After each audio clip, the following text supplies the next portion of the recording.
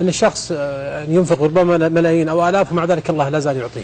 أي أنا حدثني واحد من طلابي، دعك من التجار الكبار، واحد من طلابي حدثني أخذ المكافأة. نعم. وحضر محاضرة لأحد المشايخ كان يحث الناس على أمر من الخير. نعم. قال فأخرجت المكافأة كلها وبذلتها كل الحماس كلها.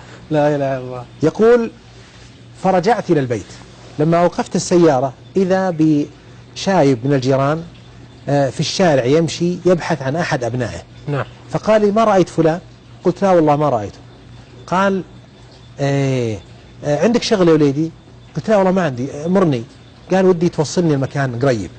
يقول فقلت تفضل اركب، فركبنا ووقفنا عند مكتب. قال انزل يا ولدي.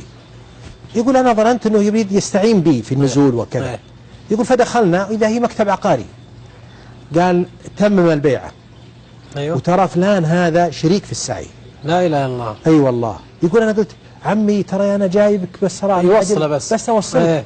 قال يا وليدي إذا وافق خير وافقه لا تعيي. لا إله إلا الله. قلت تم. الذي أنفقه هذا الأخ بعد صلاة العشاء 1000 ريال. أيوه. السعي طلع له 10,000. لا إله، دبل 10 مرات. 10 مرات. لا إله. اصبر ما انتهت القصة. سم. يقول أخذت ال10 ماني مصدق أنه جاني 10. أيوه. ولأول مرة أمسك 10 بيدي. يقول لما جاء الصباح رحت للسوق واشتريت هديتين، هدية لوالدي وهدية لهذا الرجل، وأنهيت ال10. سبحان الله. ما فرحان. وبعدين ودي أنا أفرح الوالد. يقول حتى أن الوالد استغرب. قال تعالي ولدي وش قصة المبلغ هذا أو الهدية هذه؟ قلت والله قصة كذا وكذا. قال الله يبارك لك. يا سلام يا سلام. يقول بعد أسبوعين قال لي الوالد يا وليدي ابحث لي عن محطة بنزين في هذه المنطقة.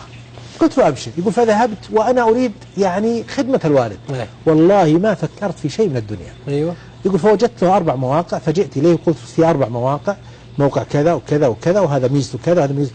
قال يلا خلنا نمر عليها. مرينا عليها فوقع اختياره على واحد منها. لما جاء يتم البيعة قال ترى ولدي شريك في السعي. ما شاء الله. الولد اشتغل بالعقار 100,000. لا إله إلا الله. يقول في أسبوعين من 1000 إلى 100,000. سبحان الله. والله هذه يحدثني بها وهو ثقة نفسه من طلابي. سبحان الله العظيم. فما رأيك؟ خلاص ثبتت. الحمد لله. الله يجزاك خير.